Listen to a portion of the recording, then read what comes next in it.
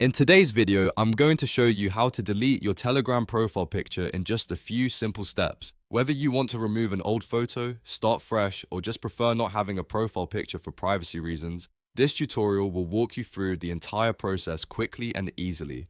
This works on both the web version and mobile app of Telegram and takes less than a minute to complete. If this video helps you out, make sure to hit that like and subscribe button so you don't miss future tutorials. Alright, let's get started.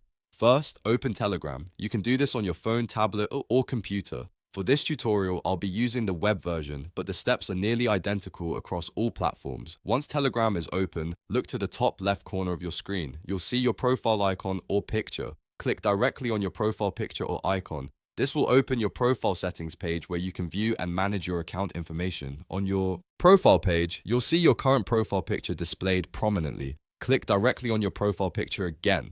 This will open a larger view of your photo with several options. Now, look at the top right corner of the screen. You'll see a delete option, usually represented by a trash can icon or the word delete. Click on this delete option. Telegram will now ask you to confirm that you want to delete your profile photo. This is a safety measure to prevent accidental deletions. A pop-up will appear with the option that says delete photo. Click on delete photo to confirm your decision, and that's it. Your Telegram profile picture has now been successfully deleted. Your profile will now show the default Telegram avatar, which is usually your initials in a colored circle. You can always add a new profile picture later by following similar steps and selecting a new photo from your device.